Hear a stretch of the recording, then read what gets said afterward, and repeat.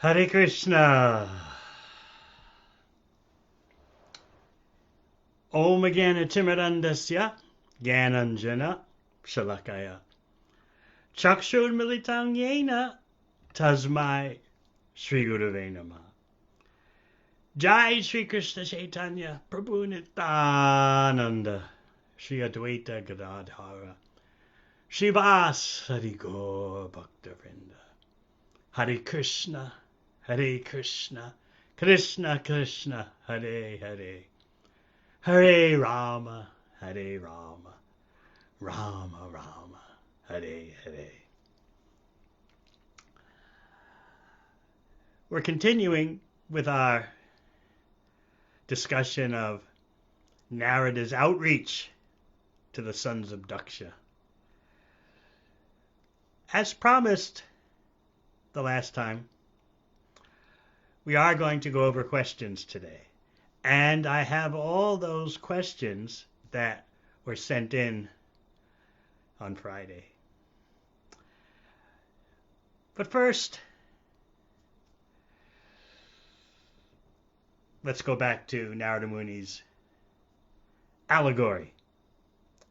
His very eloquent, mysterious words to the Haryasvas, who caught everything immediately.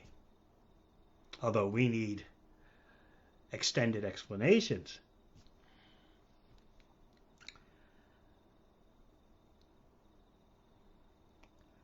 Uvacha chata Haryasva katam shakshyata viprajaha adristvantam bhuvo yuyam Balisha Patapalakaha Tataika Purusham Rashram Bilam Chadrista Nirgamam Bahurupam Striyam Chapi Pumam Sung Pumschali Patim Nadim Ubayato Baham Pancha Panchad Bhutam Griham Kwachit Dangsang Chitrakatang Chora Pavyang Swayam Brahmi. The great sage Narada said, "My dear boys, my dear Haryasvas, you have not seen the extremities of the earth. There is a kingdom where only one man lives, and where there is a hole from which, having entered, no one emerges. A woman there who is extremely unchaste adorns herself with various attractive dresses, and the man who lives there is her husband. In that kingdom there is a river flowing in both directions, a wonderful home made of 25 materials, a swan that vibrates various sounds, and an automatically revolving object made of sharp razors and thunderbolts. You have not seen all this, and therefore you are inexperienced boys without advanced knowledge. How then will you create progeny?"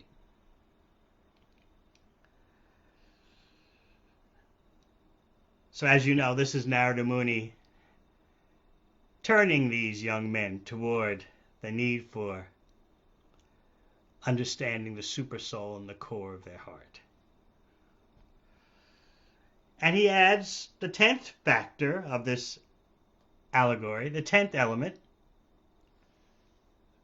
Alas, your father is omniscient, but you do not know his actual order. Without knowing the actual purpose of your father, how will you create progeny? So you know by now, we've been going over it for some days now. Each of these elements of the allegory refers to something very crucial in terms of genuine knowledge. The kingdom where only one man lives. The supreme enjoyer, there's only one. All others are imitation enjoyers. The hole from which, having entered, no one emerges. That can be taken two ways. Either Vaikuntha, once having gone, you don't return to the material world, or the lower planetary systems as you dive deep into sense gratification, you're not seen to return because the time will take so long. There's no question, as I repeated again and again, there's no question of eternal damnation, but it's such a long time that you can't calculate. Material nature is so seemingly endless. And then a woman who is extremely unchaste adorns herself with various attractive dresses. That is the materialistic intelligence which mesmerizes us with all kinds of illusory productions left over from a previous life, conditioning from this lifetime, notions from our family, notions from society. These days, everyone is downloading on someone. This is what you should be doing. This is how to be happy. Everyone is happy doing this. Why aren't you doing that? So this unchaste entity, it has a spouse, the jiva. The impure intelligence bewilders its spouse, the conditioned soul. And therefore you undergo so many disappointing, though promising, situations. And so much hard struggle is required. And then the kingdom with a river flowing in both directions. The river of material nature simultaneously flows in the two directions of creation and destruction. It's always going on.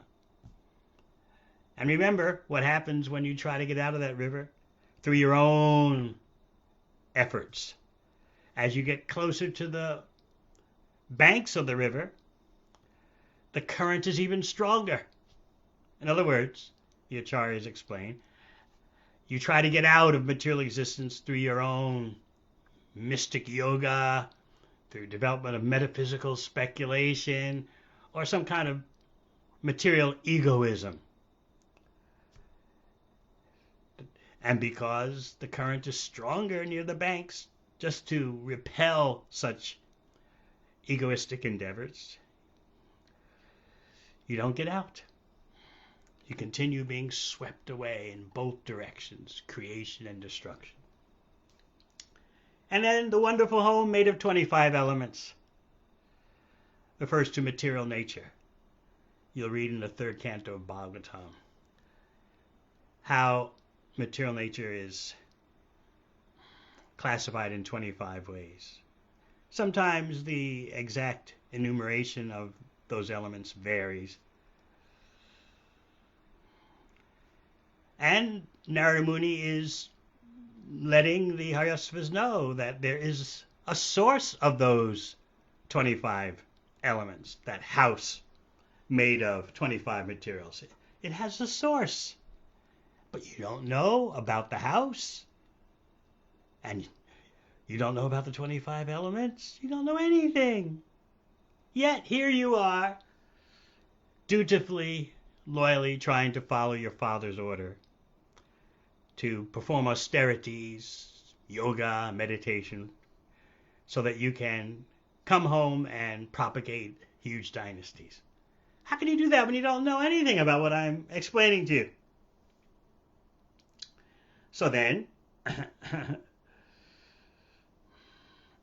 we come to the swan.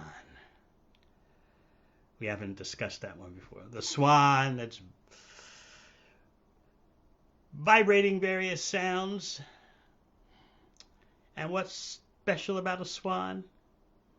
It can separate milk from a mixture of milk and water. In other words, the swan-like person knows the essence and can distinguish between matter and spirit. So Narada Muni is saying, my dear boys, you don't know about that swan. And then finally, for today, and I think we'll talk about this one for a while, that object, a physical object made of sharp blades and thunderbolts, which is always moving.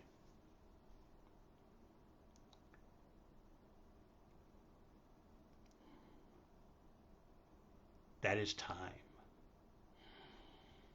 You can't stop time, and it's fearful and causes pain. So Narada Muni is saying, if you don't try to study the eternal element of time, what benefit can you gain by performing all these temporary material activities? Kima sat karma bir bhavet. What's the use? What's the fuss about all these material activities? What's the gain? There's nothing.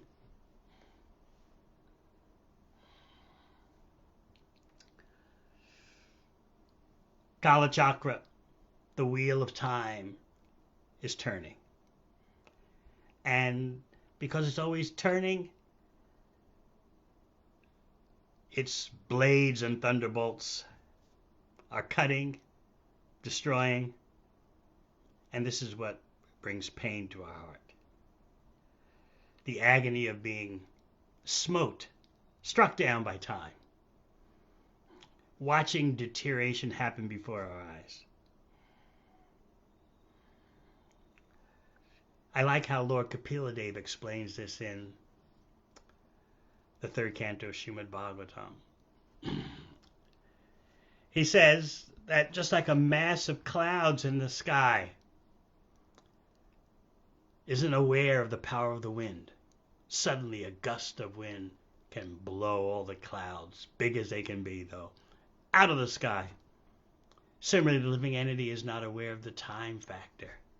We just proceed merrily or slavishly through our activities, not knowing that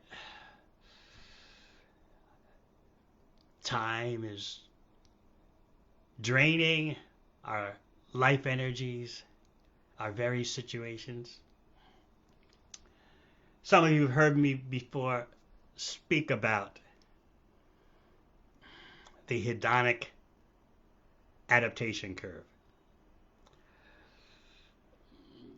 Behavioral scientists, social scientists have figured out that there's a problem with material activities. They start out high on the curve, very fresh, and then they plummet in terms of fulfillment and satisfaction. So they think the answer is how to prolong the top part of the curve for as long as possible, and that's great human advancement before the curve crashes.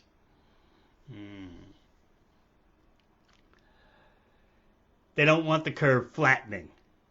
Often today, in this coronavirus situation, you hear about governments trying to flatten the curve. So social scientists realize that material indulgence has that problem. Hedonic adaptation, you've heard me explain before. Or, if you don't like the big word hedonic, hedonistic adaptation. You become accustomed to whatever way you're indulging. It loses its thrill, it loses its bang, it loses its novelty, its so-called freshness. So if you're a materialist, your hope is how to prolong your ride at the top of the curve before you crash.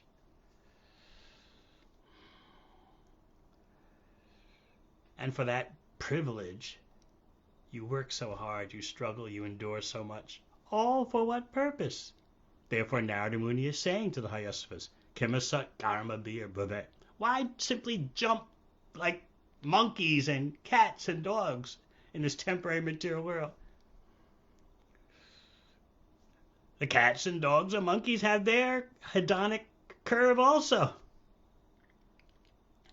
What makes a human being special? So this hedonic adaptation curve is actually time. It spoils everything.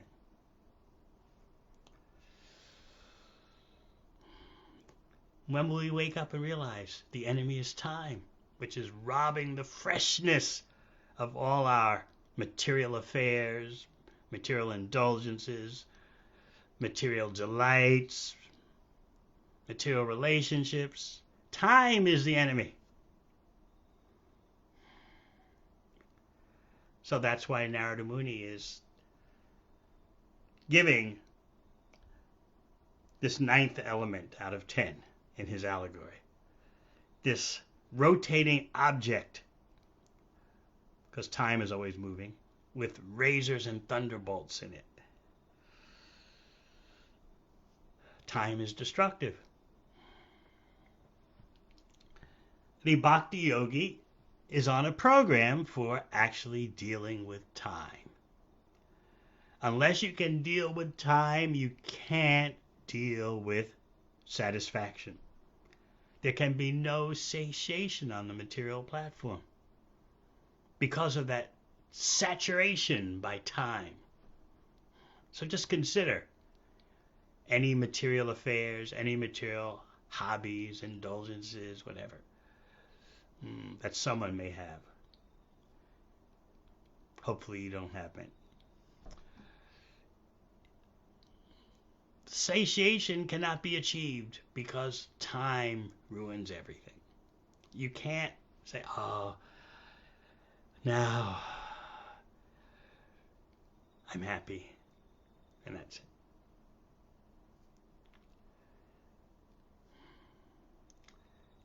You'll always want more and more and more because you can't get enough. But it's not like the spiritual energy in which you want more and more. In devotional service, you have all you need, but the taste becomes more and more exquisite that you want more and more. So you're satiated and satisfied, but you still want more. You're satisfied, but you're still greedy. Whereas in material activities, material pursuits, you're not satisfied. And therefore you want more. And even if you get more, you're still not satisfied. And so finally you get very angry, frustrated. Remember, Srila Bhaktisiddhanta Saraswati Thakur, in the cycle of contemplating the objects of the senses, then attachment, then lust, and then anger. Krishna explains this in the 2nd chapter of the Gita. But before anger, Srila Bhaktisiddhanta Saraswati Thakur inserts a sub-step, conflict of interest. And I bring this up again because it's very important. Lust does not create peace individually or collectively, globally, whatever. Lust always leads to conflict of interest, but we can't see that because of the bewildering power of Maya. We see, fulfillment, satisfaction. But automatically from lust comes conflict of interest. Some kind of argument, disagreement, dissonance develops out of the situation. And then you go the full step to anger. It's the story of material life. The real enemy is time.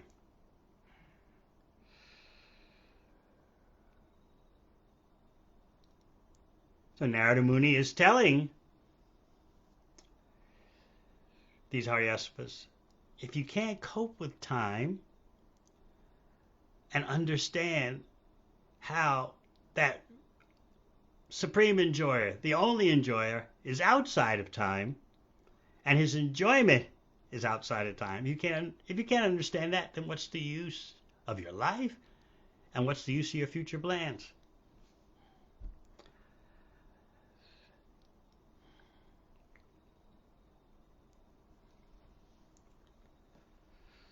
Let's look at some questions.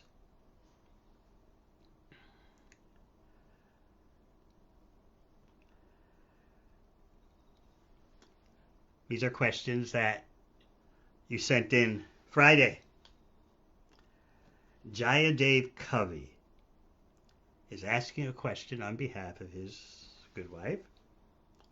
If we approach Krishna as our protector, is that a material desire?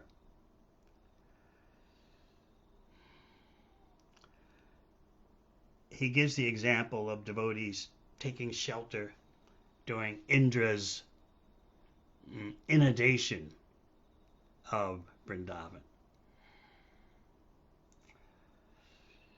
You see, the residents of Vrindavan know nothing but Krishna. It's part of their praying, their love for Krishna, to cry out to Krishna, Krishna, Krishna, save us. It's hard for us to understand. We think, oh, it must be some selfish desire there. No, it's all part of the Leela, and they're feeling the prem, and Krishna's everything. So why not Krishna, Krishna? But their 100% pure devotional concern is always Krishna's welfare, Krishna's well-being. And they know Krishna likes it when the Brijbasis call out to him, oh Krishna, Balaram, Rama, save us. They know he likes that.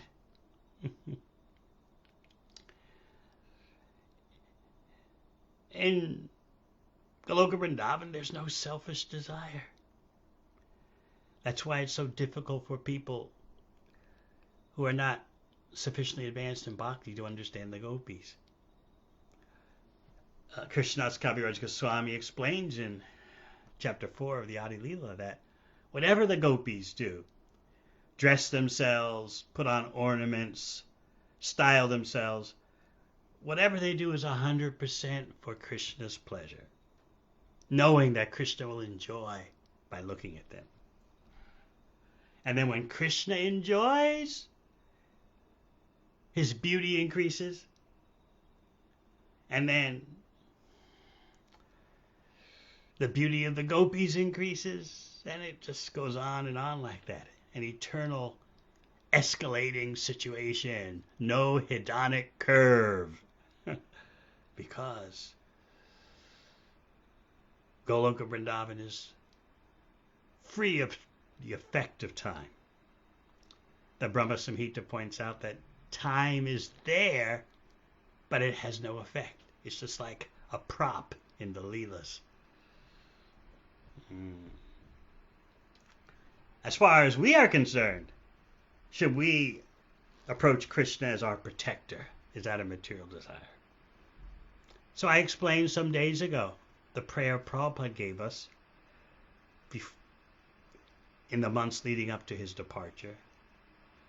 We thought there was a chance. Everyone thought if we beg Krishna, he'll stay. If we beg Prabhupada, he'll stay.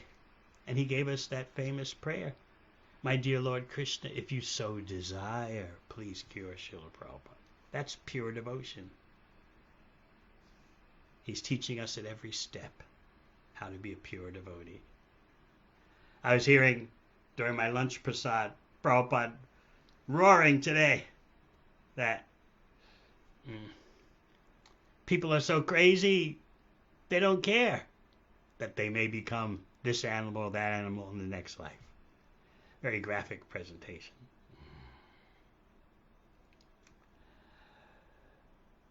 He said, for a devotee, He doesn't mind. She doesn't mind becoming a dog in the next life as long as there's opportunity to hear about Krishna and serve Krishna.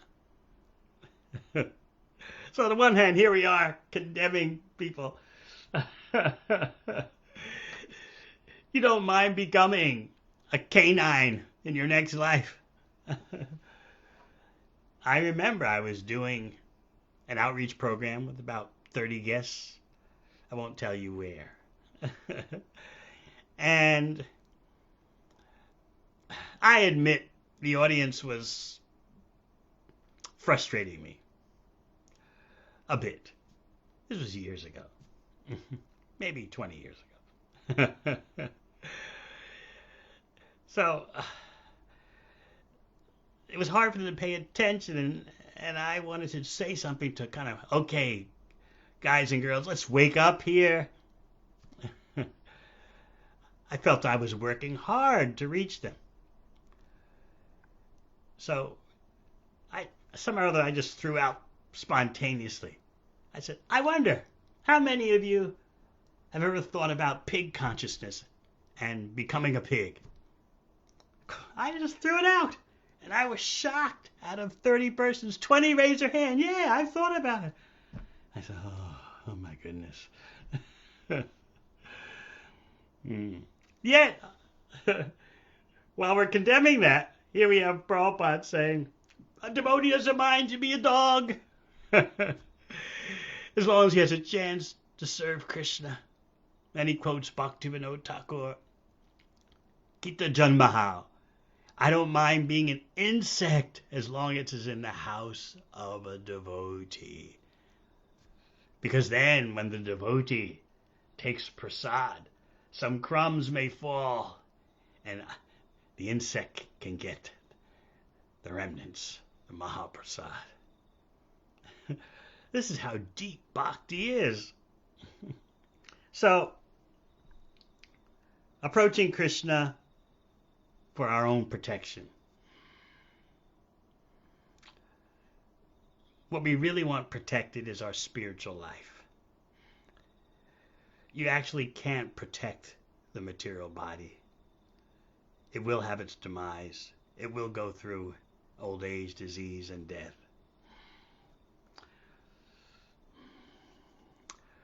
We pray to Lord Nrsingadev.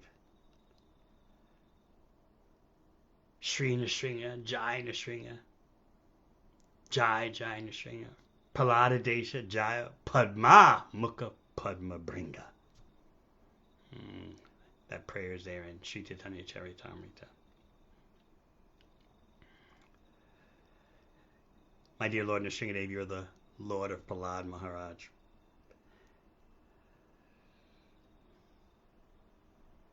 And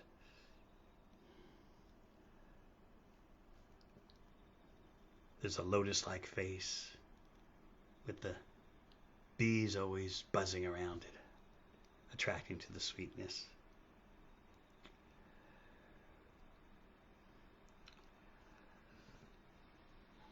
When we pray to Lord Nrsingadev, we're actually praying for relief from fear, not so much the particular situation. It's the fear that is bothering us,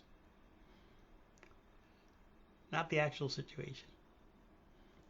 So yes, you can pray to Lord Nrsingadev to destroy the fear so that we can remember that Krishna is always there with us, no matter what the situation. Another nice prayer to Lord Nrsingadev. Oh, why am I talking so much about Lord Nrsingadev? His appearance day must be coming up soon. Om Namo Bhagavate Narasimhaya. That prayer in the 5th canto. Namastages. Avir Bhava Braja Naka Braja Damstra Kama Shayan Rande Tamoga Sagrasa Om Swaha Abhayam Atmani Bhuyasta Om Shom. O Lord Nrsingadev, the source of inconceivable power. with the nails and the teeth so sharp. Please destroy in my heart the ignorance that causes me, the demon-like desire that causes me to try and enjoy the material world. That's the real concern of a devotee. That's the real fear. This horrible proclivity, tendency to want to enjoy the temporary material world, although there's only one real enjoyer. So pure devotional service means whatever situation, Krishna, how can I serve you?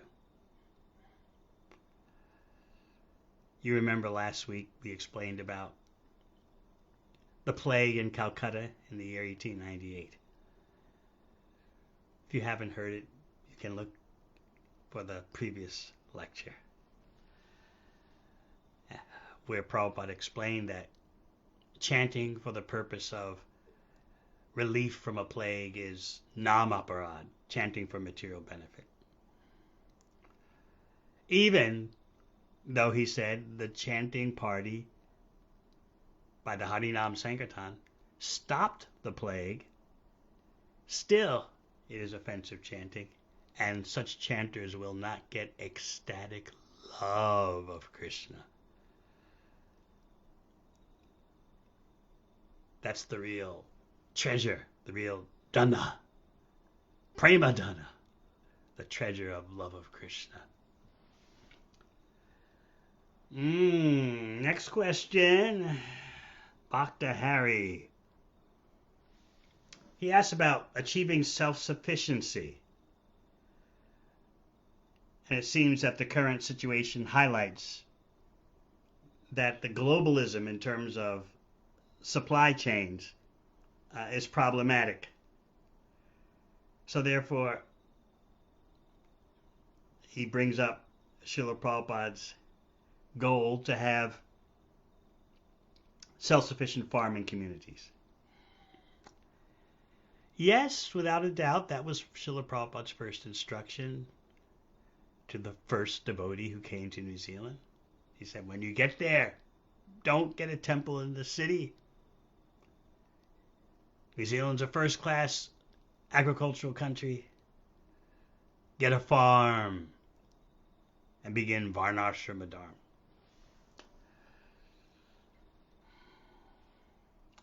When you talk about self-sufficiency, it's not like you can just press a button and immediately it happens overnight. There need to be strategic plans, incremental plans. And you can't expect everyone to come running to live on a farm. But we need some examples, some exemplars.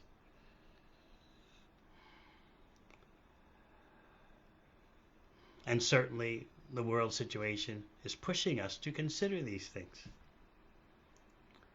It's one of Srila Prabhupada's goals that he's given us.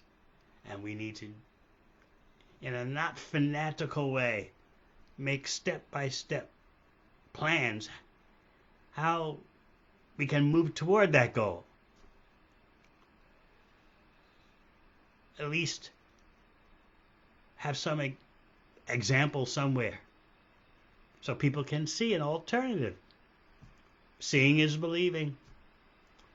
But having dealt with quite a few farms in my devotional career, I can tell you, it's hard work. It's not as easy as you may think. Hey, Prabhus, let's be self-sufficient.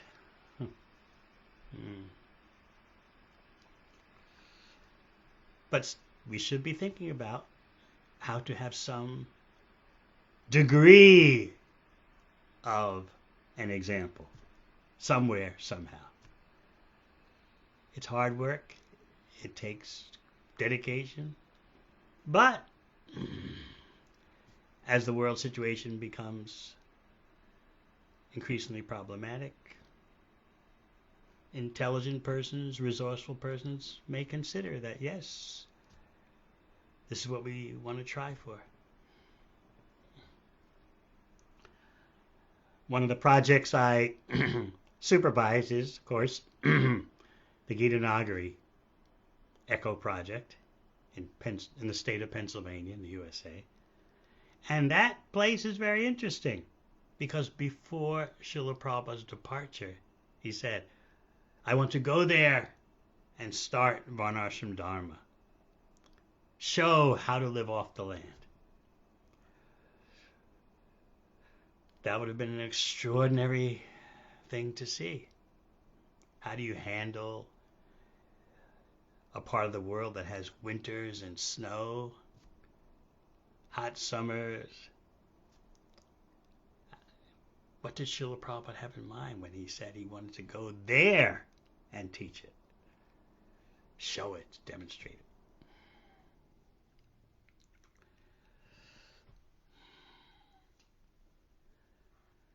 Bhadrasena asks, devotees chant when another devotee is sick. What's the proper meditation? Some are praying for their health. Is that namaparad? It's not pure devotional service, as we already explained. The proper standard for pure devotion is, my dear Lord, if you so desire. Certainly, bhakti, is not just theory and doctrine at all. It's about the head and the heart. And certainly our heart is pained when we see anyone suffer, any creature suffer, what to speak of a devotee. Still, pure bhakti means, my dear Lord Krishna, if you so desire. And how can I serve you best in this situation?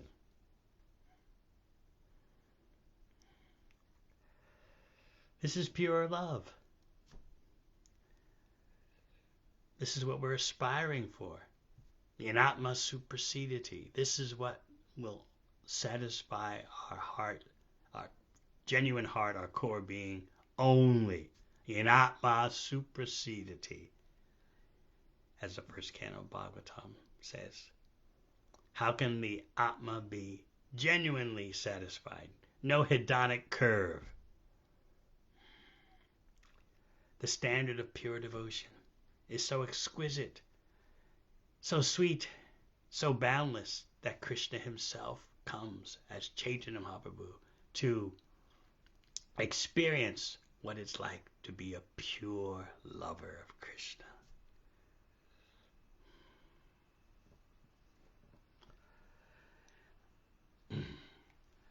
Bori Bhoja Das asks, what impedes bhakti the most and what accelerates it the most?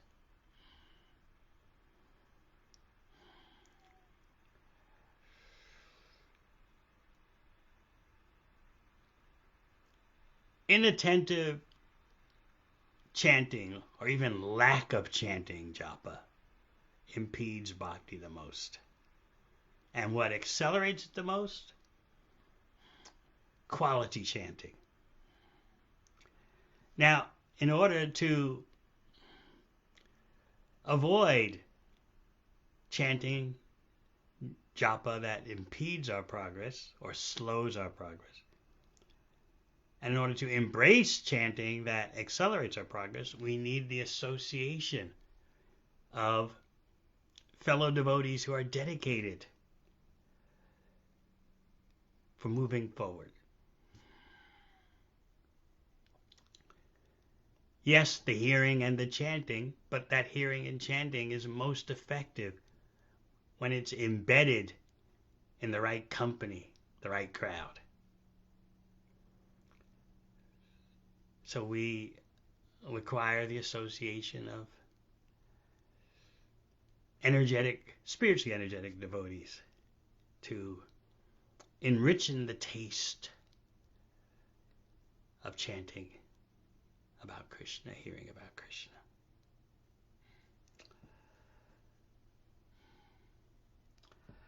Kunjamandana Devi Dasi asks a question on behalf of Madhava Mohini Devi Dasi. How can we accelerate the purification of our intelligence?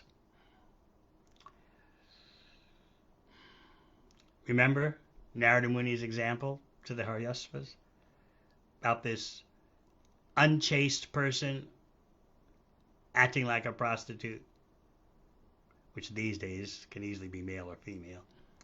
So that unchaste person, Narada Muni says, is like impure intelligence, which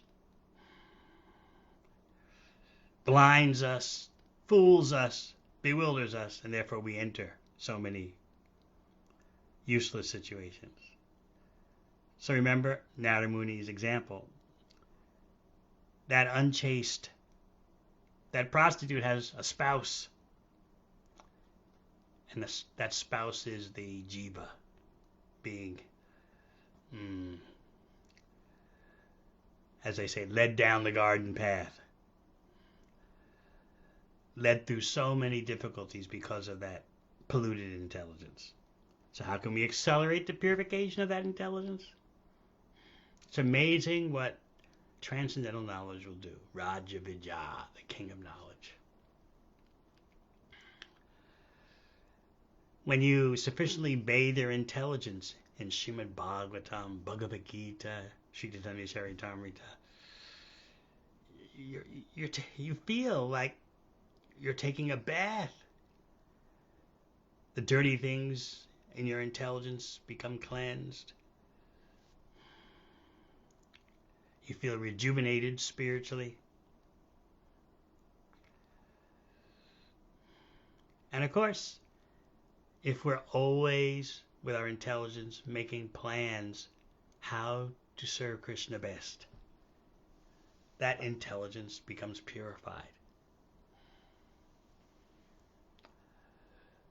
Therefore, we're always looking for employment opportunities in Krishna's service, so that we get the salary of pure love of Krishna. In the material world, people look for employment here, there, especially due to the coronavirus. Employment is just unemployment is skyrocketing, and it's said that it's going to be the worst since the 30s, the Great Depression.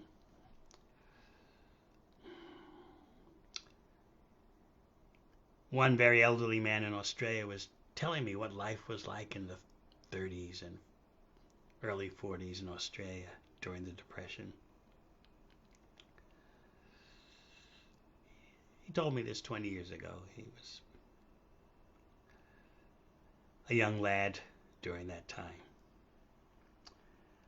He said in his town, the word was out that there was a position for a stock boy opening. That position simply meant stocking shelves. That's all. So he put on his best clothes, his suit, and early in the morning went to the place that was looking to hire a stock boy.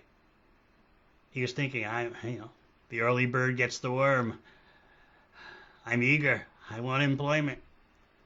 He got there and there was a line ahead of him of 250 persons for this one job of being a stock boy. So I asked him, well, here you are in a small town in Australia. What was your entertainment back then during the Depression?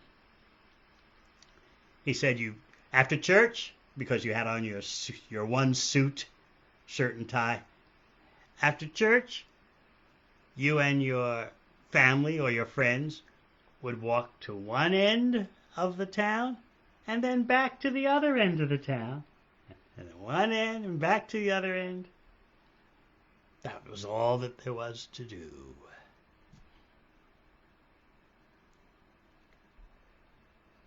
Another Australian man told me about how he remembers as a kid during those years.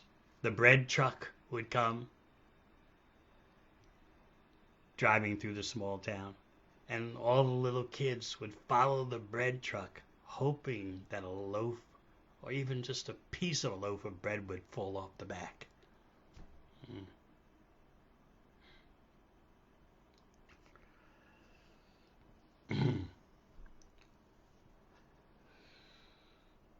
So these times do happen in human history.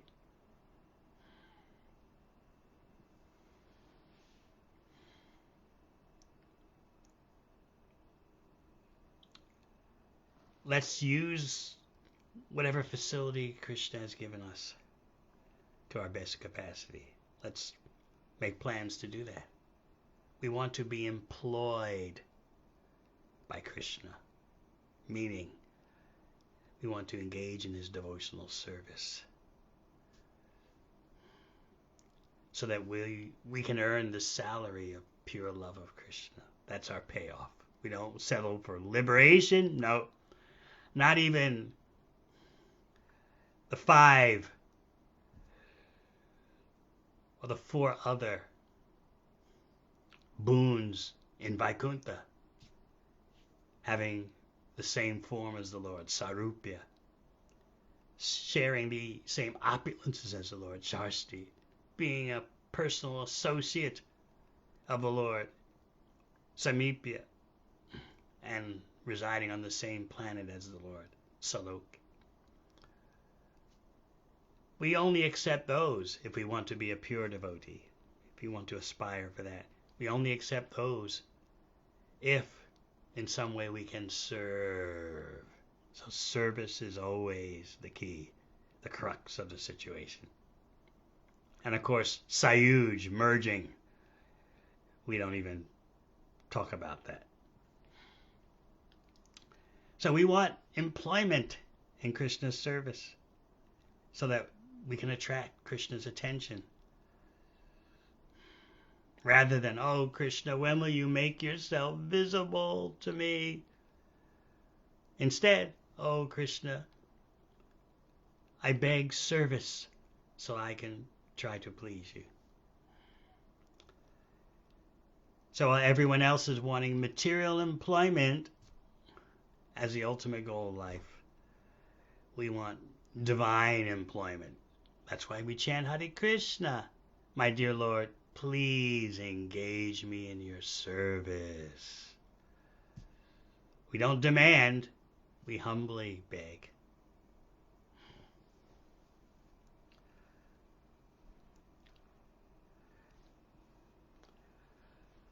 All right.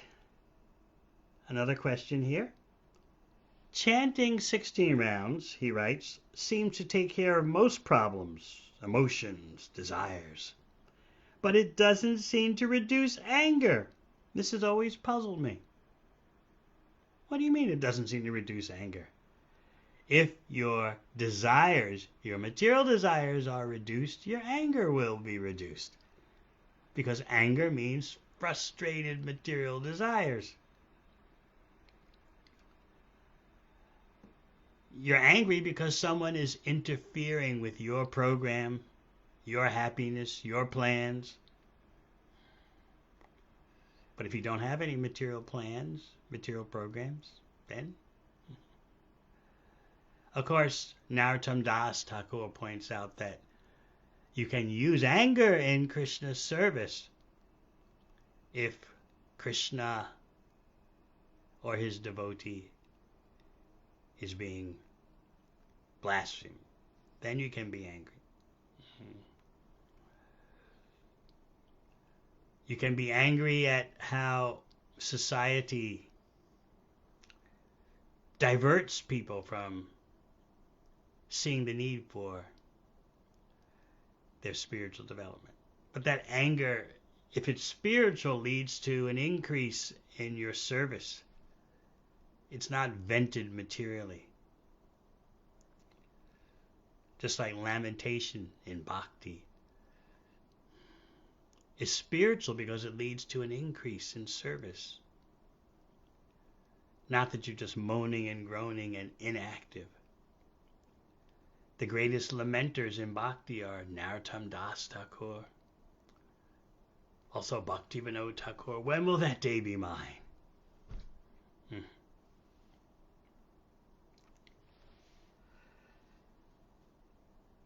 So this question's about chanting 16 rounds, seemingly taking care of most problems. It takes care of all problems, but everything depends on the quality of our chanting.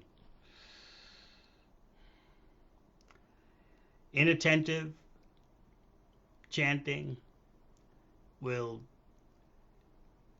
delay the result. So we're always crying out to Krishna, when will I be able to chant Hare Krishna with proper feeling? Just like Narottam Das Thakur writes, Gauranga Bolite Habe Pulakasharya. When will it be that I chant the name Gauranga and tears flow from my eyes?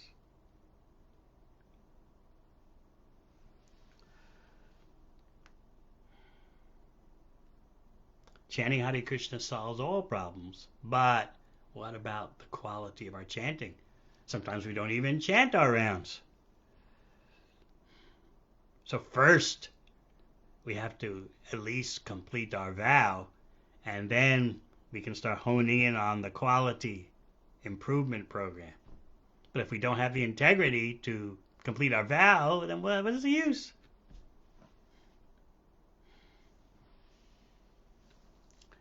All right. James asked the question about the saying, hindsight is 20/20. At what stage of our bhakti development can we consistently operate on this level of 20/20 vision? Advancement in bhakti means learning to see through the eyes of Shastra. This will be the final element of Narada Muni's 10-component package that he presents to the Haryasvas. Remember? You don't know about a father you have that's omniscient. You don't know about that father's purpose. Therefore, how can you go on with your life? And Narada Muni, of course, is referring to the Shastra as the real father.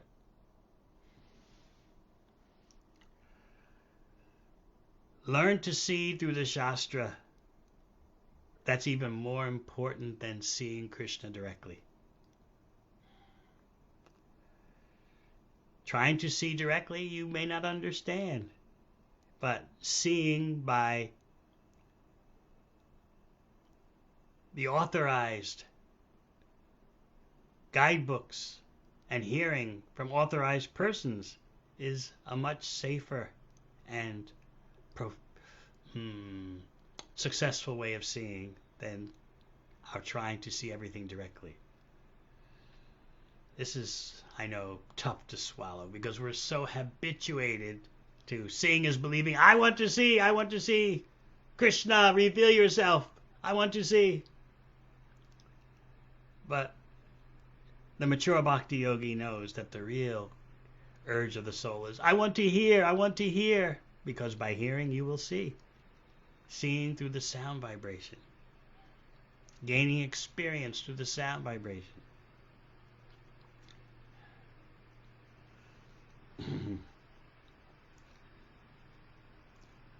Urjeshri asks, how do we find the balance between living with a mood of detachment, knowing that this world is a temporary place full of misery, while at the same time acknowledging our material desires for security, home, family, and so forth?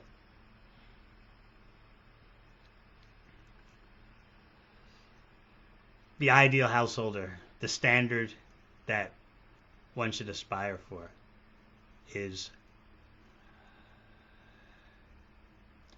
Srila Bhaktivinoda Thakur, who had, 13 children?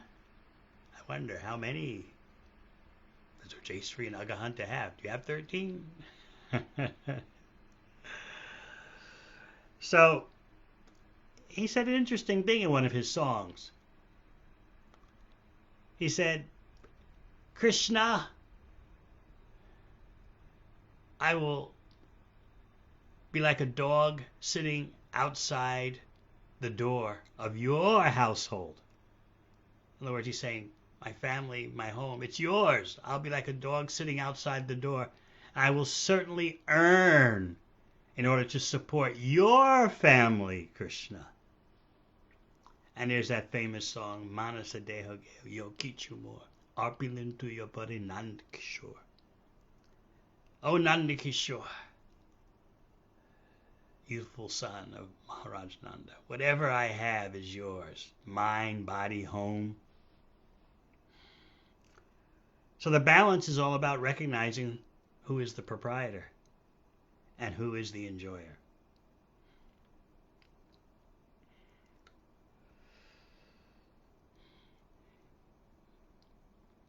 Yes, if you have a family, you have to take care of the family. But always remember, what is the purpose? That's the most important factor. If we lose sight of the purpose, pleasing Krishna through devotional service. Of course, we have to have some devotional service. We want that divine employment. Remember that example of 250 persons waiting online in this small town for one stock-taking job. They were desperate. So similarly, we're desperate for service to Krishna. Otherwise, how will we ever understand Krishna unless we have devotional service? So while having a household, while having a family, always keep that desire center stage, in the spotlight. Kadiravan Dasi asks, the difficulties, the voluntary austerities that devotees undergo in service, outreach, etc. Are these minimized karmic reactions from Krishna, or are they categorized some other way? Krishna knows how to purify us better than we do. We think we know best, but through devotional service, our hearts become cleansed as we transit various experiences. And gradually, year after year, you begin to see that. The various ordeals, the various dramas, sometimes misunderstandings, sometimes inconveniences. A devotee takes it all as Krishna's mercy. And actually, a devotee always thinks, it's some or other, it's my fault. If I were in better consciousness, more Krishna consciousness, I could have influenced such a situation so it would have happened a different way. Some or other, a devotee always thinks like that. It's just that when you're in a leadership or management position, you have to make judgments, and that's a real austerity. You have to cut the pie this way, cut the pie that way.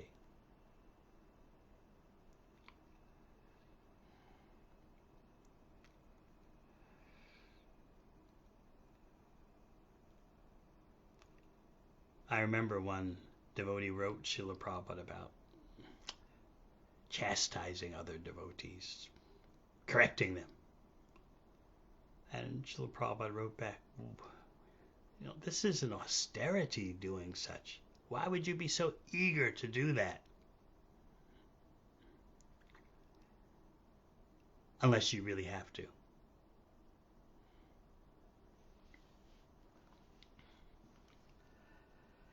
So she asks, as a final part of her question, are these difficulties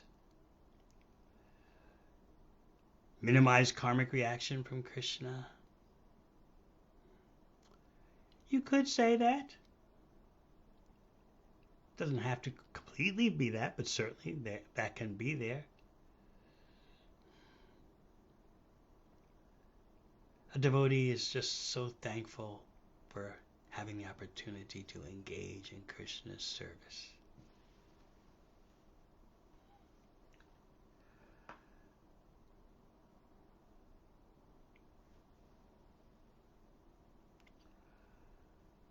Another question from Kadiravan Devi Dasi. If the purpose of the material world is ultimately to rectify the living entity's polluted consciousness, how is the law of karma a legitimate contributor to that rectification, considering that we never really learn from the experiences or reactions that our karma brings us?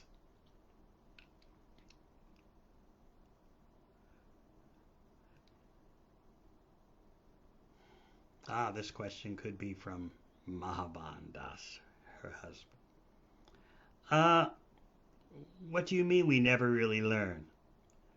From the material energy, you'll never learn, but if you connect with a devotee during your sojourn, your travels through material existence, if you happen to connect with a devotee, then you can learn, because the devotee awards vidya, real knowledge, instead of avidya. Remember last week we spoke about Queen Kunti's prayer? Avidya kama karma bhi. The cycle starts with ignorance, avidya. And then, based on that avidya, there's kama, lust. And that lust then leads to karma, material activities, which make the situation worse. From material activities comes more nescience, avidya, more ignorance. And then comes more kama, more lust, and then more material activities. This is entanglement.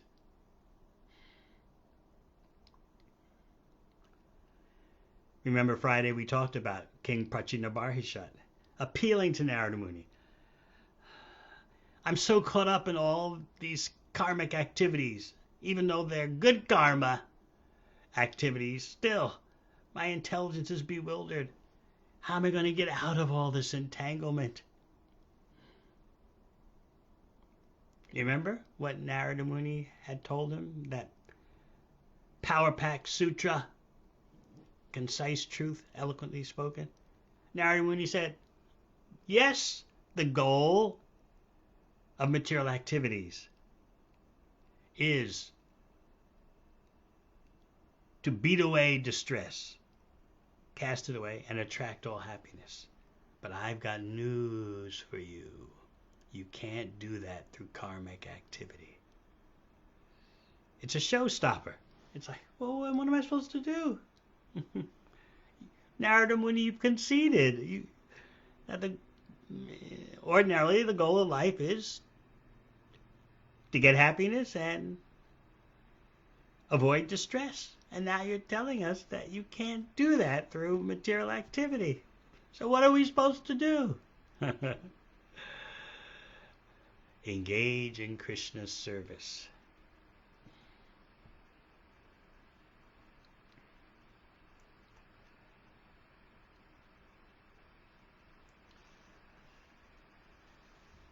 Okay, Anadi Kishore Das has a question. After Daksha's performance of austerities and recitation of the Hamsa Guhya prayers, the Supreme Lord appears before him and informed him that he had attained complete perfection. Yet it seems from his dealings with Narada Muni that he still required more purification. How can we understand this? Daksha's a character, and he's no ordinary being. After all, his daughter marries Lord Shiva. So he is capable of being rectified. Give him a break, you know. He is there's no comparison between Daksha and a human being you know today.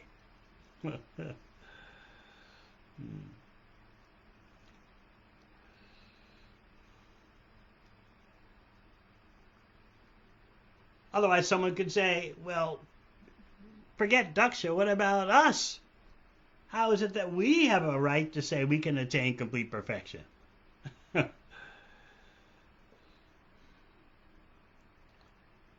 And of course, although we're living in the most degraded age,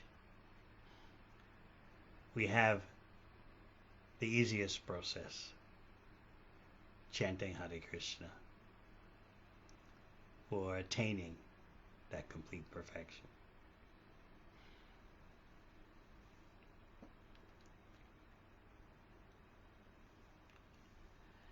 All right.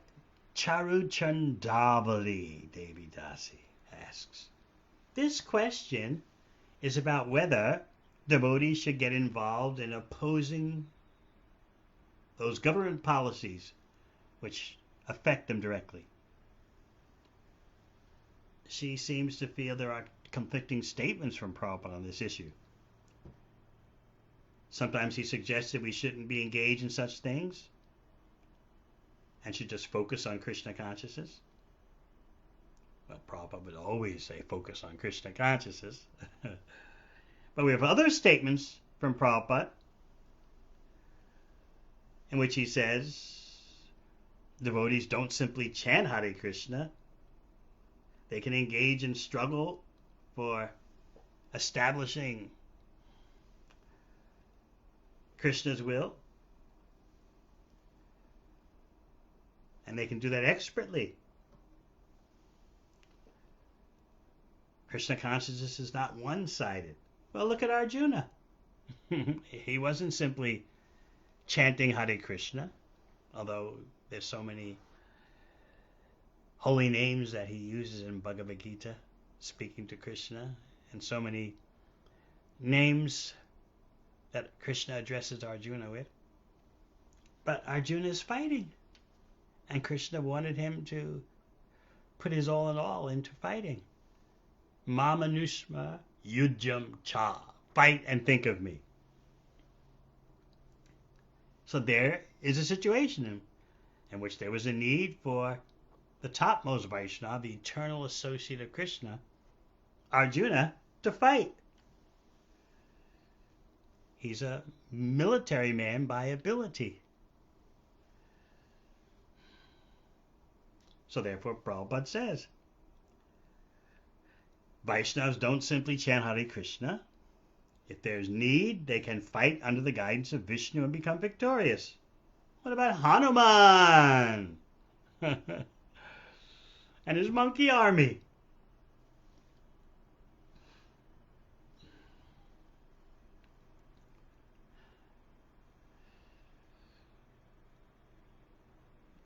That Krishna consciousness is not one-sided means, yes, there's the chanting on the beads, but there's engagement in all kinds of activities to establish the glory of Krishna.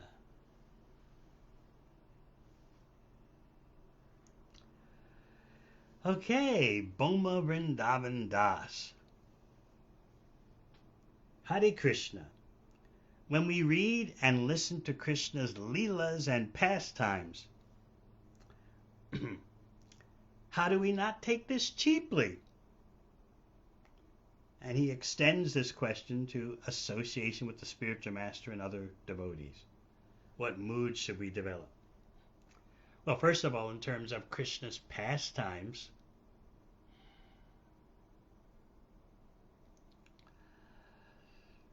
we need to educate ourselves sufficiently so that we can approach Krishna's pastimes properly.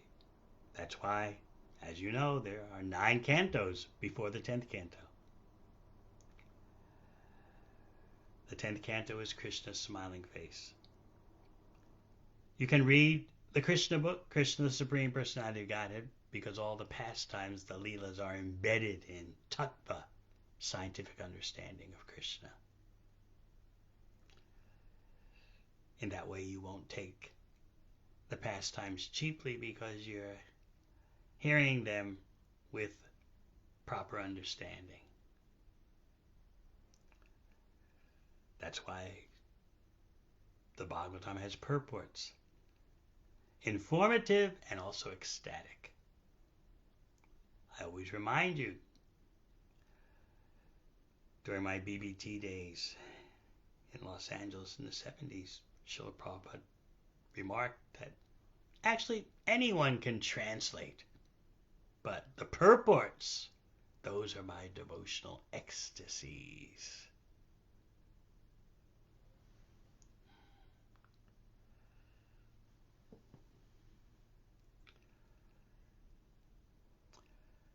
All right, there's other questions about our mind keeps telling us that there's a little enjoyment in the material world. How do you overcome that? You have to deprogram yourself. Clean your brain. When we read the books, we should read with a begging attitude. Am I just passing my eyes over the words, or has this knowledge entered my heart?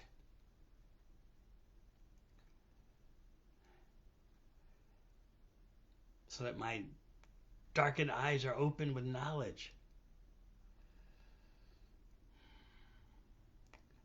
Why is it that Srimad Bhagavatam, Bhagavad Gita say one thing and I'm still thinking another while reciting the verses? We ask ourselves that. We throw ourselves up against the wall. Why am I still thinking in this way? That I see some value in material activities. Oh Krishna, when will that day be mine? That the words of Bhagavad Gita and Srimad Bhagavatam become my intelligence, so that there's no discrepancy or difference between my thinking process and Srimad Bhagavatam and Bhagavad Gita. When will that day be mine?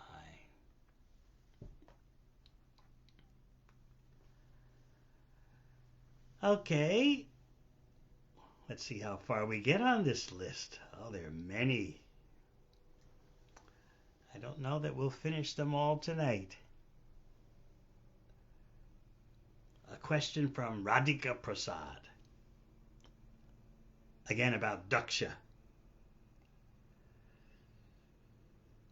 There's a chance in our spiritual development that we can have a style in which we are very skillful in quoting Shastra, know how to do all the pujas with the correct technique and all the rituals, elaborate rituals for Ekadasi.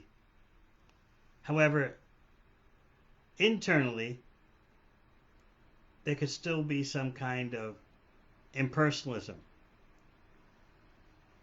no spiritual depth, and no realization of Krishna Prem. How can we rectify this? First of all, Krishna Prem is not something we toss around lightly.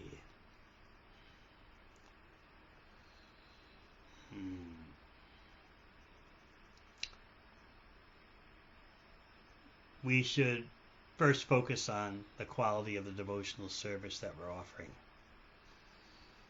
the duty, the commitment. That is the way we travel on the path to Krishna Prema. So anyone who is very duty conscious and committed to devotional service in bhakti certainly is not mired in impersonalism. Some tendencies from our pre-bhakti life may be there. But I see what you mean. Sometimes devotees become caught up in the rituals and forget all about pleasing Krishna and pleasing Krishna's representative. They think that proficiency in various ritual technicalities and elaborateness is what bhakti is all about.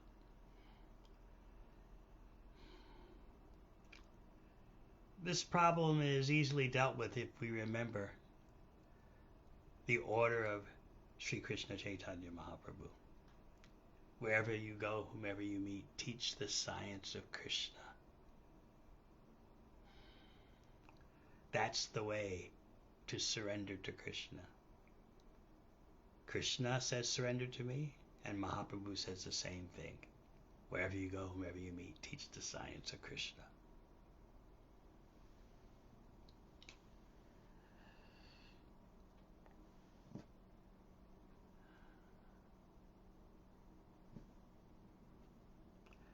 So I think we're going to halt there for the night.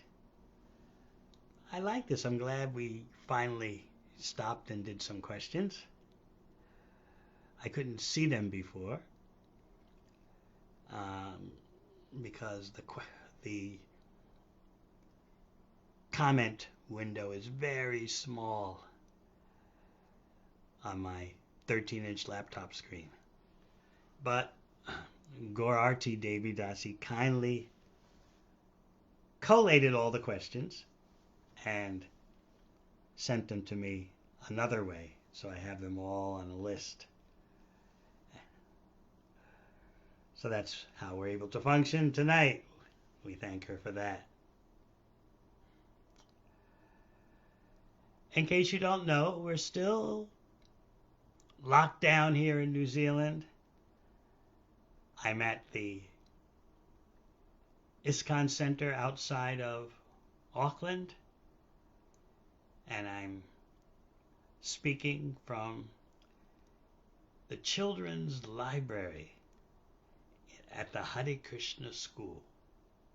School is closed, but the staff has kindly allowed me to take advantage of their fiber connection so that I could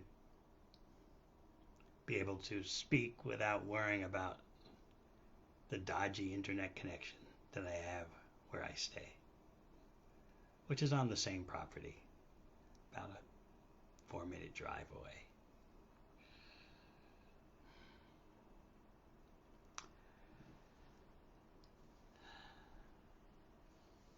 We'll gradually make our way through questions. We need to finish Narada Muni's presentation to the Hayaspas. Discuss a bit about the contemporary context. We haven't done that in a while.